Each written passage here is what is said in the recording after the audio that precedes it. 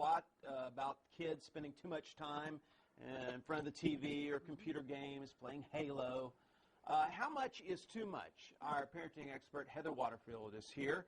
First off, why is it a bad thing that kids spend a lot of time in front of the TV or computer or video games? Right, because they spend quite a bit of time, more so than they ever have done before.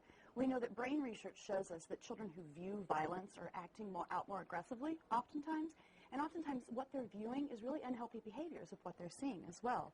And really it interferes with that healthy exercise that they need, the free play, the playtime as well. Because we know our brains develop when we interact with others, whereas television screen time is more of a passive activity.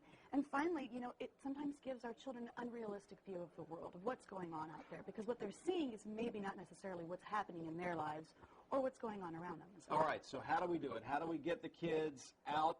You know, you want to say just do it because I said so, but that doesn't always work. Well, and you know, it depends on the family. The weather sometimes, you know, how mommy feels, you know. Sometimes we watch a little bit more television, but we need to establish those rules and set those limits. So set them up in advance and say, this is what we watch and this is how much we watch. Before you even get the game, maybe. Really, yeah. Now, the American Academy of Pediatrics suggests that children under the age of 2 not watch any television, and older children only watch 1 to 2 hours.